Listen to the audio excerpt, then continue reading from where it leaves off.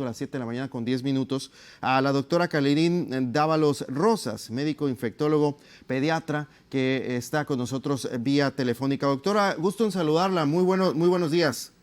Buenos días, Edgar. Un saludo a ti y a todos los auditores esta mañana. Muchas gracias por aceptar esta comunicación, doctora. Y es que hay muchas dudas que tienen los padres de familia sobre este momento que comentábamos ahorita, ¿no? La situación de regresar ya a clases presenciales. Y ayer Alejandra Córdoba la entrevistaba en referencia a algunas recomendaciones hacia los padres de familia y me llama mucho la atención una recomendación principal. Desde casa, doctora, empieza esta situación ya incluso formar parte de la cultura de la prevención y de las recomendaciones que dan los especialistas en la materia para evitar que el COVID-19 llegue a nuestros niños y niñas aquí en Sonora, ¿no? Por supuesto. Mira, te comparto. En otros sitios del mundo, en países ya desarrollados, la situación del regreso a clases se ha planteado casi desde el inicio de la pandemia. La Academia Americana de Pediatría ha publicado recomendaciones que los padres deben de tomar en cuenta para un retorno seguro, incluso desde inicios de este año.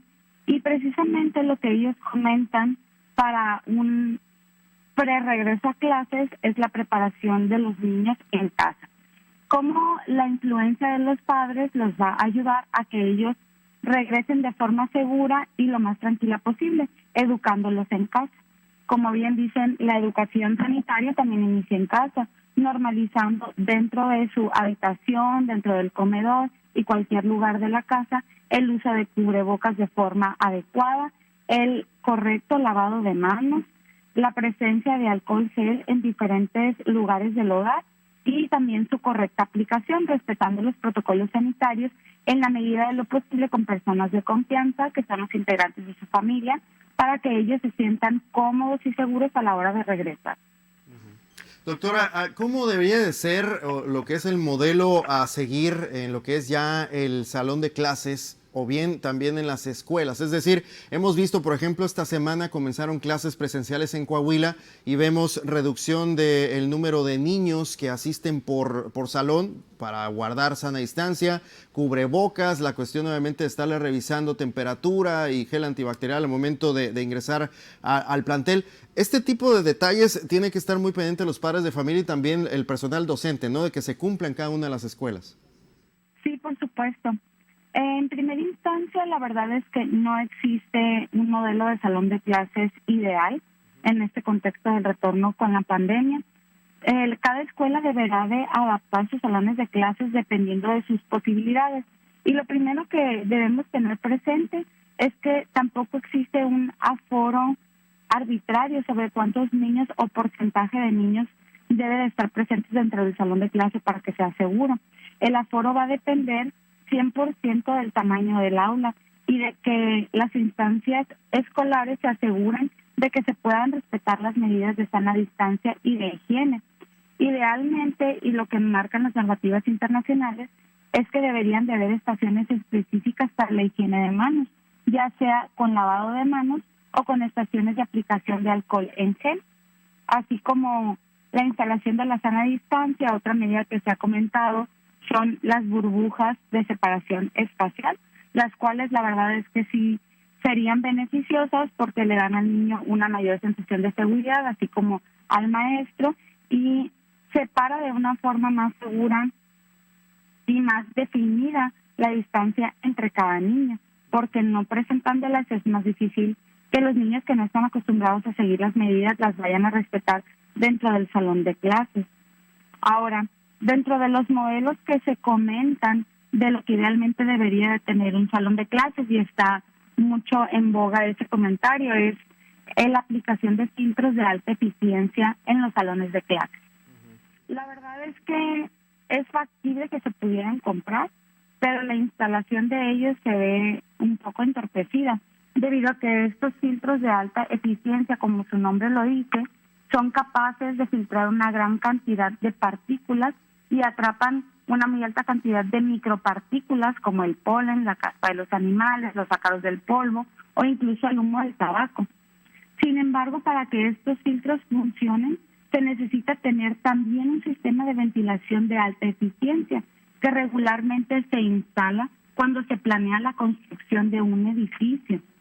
Entonces, el hecho de decir que vamos a colocar estos filtros para incrementar la seguridad en el aula no es tan sencillo como parece, porque como ves, se necesita una gran infraestructura y con eso pues una gran cantidad de dinero para poder hacer que funcione, ya que colocando sistemas de ventilación habituales no sería posible que estos filtros funcionaran. Además que, siendo honestos, la mayoría de las escuelas, al menos en nuestro estado, están diseñadas con la construcción de aulas de forma prácticamente independientes una de la otra, y los aires acondicionados que tienen son o de ventana o mini split. Entonces, estos ni siquiera cuentan con sistemas de ventilación, por lo cual no sería factible colocar un filtro de alta eficiencia.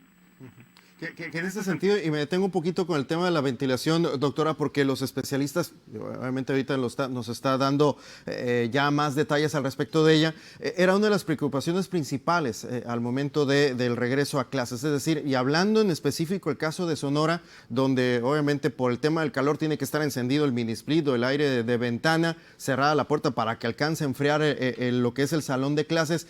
Aquí, ¿cuál sería la recomendación en este caso? ¿Mantener ventanas abiertas, lo que es la puerta abierta, mientras se está trabajando el aire acondicionado?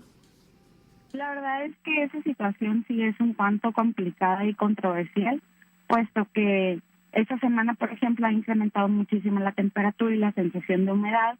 Un aire acondicionado que no tiene todas las ventanas y puertas cerradas difícilmente va a alcanzar a llegar a la temperatura que estamos esperando. Se podría sobrecargar y los ingenieros no me dejarán mentir, posiblemente se podría descomponer. Entonces, le quitaríamos a la escuela un insumo que de por sí ya es muy importante y que en ocasiones es robado, sobre todo con el ausentismo que hubo dentro de las escuelas, ¿no? Entonces, sí se podría tener entendido, no vamos a alcanzar a estar cómodos dentro del salón de clases con ventanas y puertas abiertas, pero aparentemente es la única forma de mantener algo de ventilación en las condiciones en las que tenemos las escuelas en nuestro estado actualmente.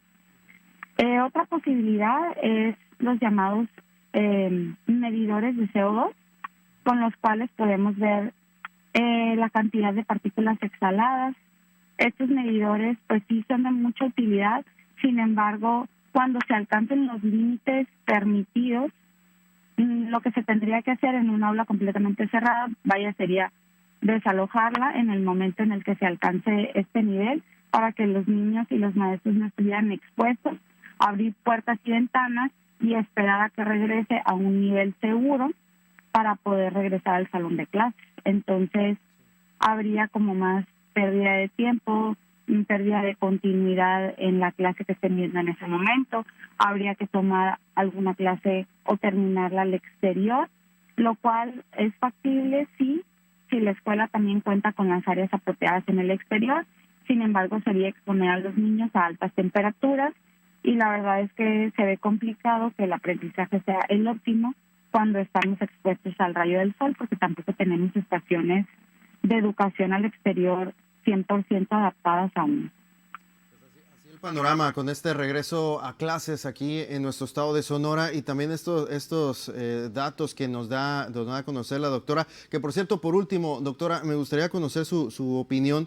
Ayer en la mañana Hugo López-Gatell, el subsecretario de Salud, señalaba que el riesgo de que los niños fallezcan por COVID-19 es casi nulo. Mencionaba incluso un dato, un 0.004% es la probabilidad de que un menor de edad termine en una hospitalización por COVID-19 y aún más bajo de que pierda la vida. Ante estas cifras, primero, pues ya igual señalar su opinión al respecto y en segunda, en este caso, pues el regreso a clases únicamente con todas las medidas sanitarias pertinentes y si nos basamos en cifras, poder llevarse a cabo entonces. Bien, es verdad que la posibilidad de los niños de enfermar es mucho menor que la de un adulto, especialmente adultos con comorbilidades. Sin embargo, no estamos exentos de que los niños sí puedan enfermar y hospitalizarse. Los niños que se hospitalizan en mayor proporción por COVID agudo, una primera infección, son aquellos principalmente que tienen una enfermedad preexistente, insuficiencia renal, parálisis cerebral infantil, obesidad, sí, que son los casos que de hecho hemos visto aquí en nuestro estado y aquí en la ciudad. Estos niños son de alto riesgo por las enfermedades que tienen de base, al igual que los adultos. También tienen situaciones de gravedad y también el COVID pone en riesgo su vida. Sin embargo, yo quisiera hacer muchísimo hincapié que la mayor proporción de niños que se hospitalizan secundario a una complicación por COVID no son estos niños enfermos. Al menos lo que hemos visto aquí en esta ciudad es que la mayoría de los niños que se han hospitalizado por una complicación asociada son los niños que previamente son sanos. ¿Por qué? Porque si ellos no presentan ninguna alteración o presentan un cuadro muy leve que prácticamente puede pasar desapercibido, sí están en riesgo de presentar síndrome inflamatorio multisistémico temporalmente asociado a COVID, que es una complicación inflamatoria muy importante que se presenta en un periodo de 2 a 6 semanas, según lo describe la literatura, de haber presentado una infección por COVID, que bien esta pudo haber sido asintomática. En este síndrome hay inflamación de distintos órganos, desde los pies hasta la cabeza, que puede incluir el sistema cardiovascular. Una de las situaciones de más riesgo es la afectación cardíaca con falla cardíaca, que es una situación que pone en riesgo la vida. El síndrome inflamatorio multisistémico es un síndrome que necesita de hospitalización para poder recibir tratamiento, porque el tratamiento es a base de bolos de esteroide y de inmunoglobulina, medicamento el segundo que se debe administrar dentro de un hospital, ya que no es 100% inocuo. Entonces, quisiera que se hiciera un poquito de conciencia acerca de esta situación. Es verdad que el número de casos no es tan grande como el número de casos que ha habido a nivel mundial y en la comunidad de COVID-19 como tal en los adultos. Sin embargo, hemos visto muchísimos casos de síndrome inflamatorio multisistémico, bastantes han terminado en terapia intensiva. No es una situación sencilla de manejar, además de que es de difícil diagnóstico, puesto que los síntomas son bastante inespecíficos, al igual que el cuadro agudo de COVID en niños. Entonces, no se acaba el problema en la infección aguda. Todavía podemos presentar complicaciones después y hay que estar muy atentos a esto. Como siempre, y como menciona, doctora, también desde casa, estar muy pendientes de nuestros pequeños y pequeñas, sobre todo ya con este asunto el próximo 30 de agosto, sea a distancia o también presencial. Las clases van a comenzar el próximo lunes. Doctora, le agradezco mucho estos minutos para Televisa Sonora, muy también importantes estas recomendaciones y comentarios sobre este asunto hacia los menores de edad aquí en Hermosillo y en Sonora, y muy pendientes ya también igual de lo que vaya a ocurrir el próximo lunes. Muchas gracias, doctora. Muchísimas gracias, y ya para terminar me gustaría invitar a los padres que quisieran tener más información a que sigan a Liberi Clínica Sonora en Facebook y Liberi Clínica en Instagram, ya que hoy vamos a presentar un live con muchísima más información al respecto del regreso a clases, un poquito más detallado. Perfecto, ahí para que la gente esté al pendiente. Gracias, doctora. Hasta luego, buenos días. Gracias, muy buenos días. Gracias a la doctora Carolín Dávalos Rosas, médico infectólogo, pediatra, que nos da a conocer esta postura. Ya la escuchábamos también en la pieza que nos compartía Alejandra Córdoba, y es importantísimo también cada uno de estos conceptos que nos maneja. Por cierto, y antes de seguir con más aquí en las noticias,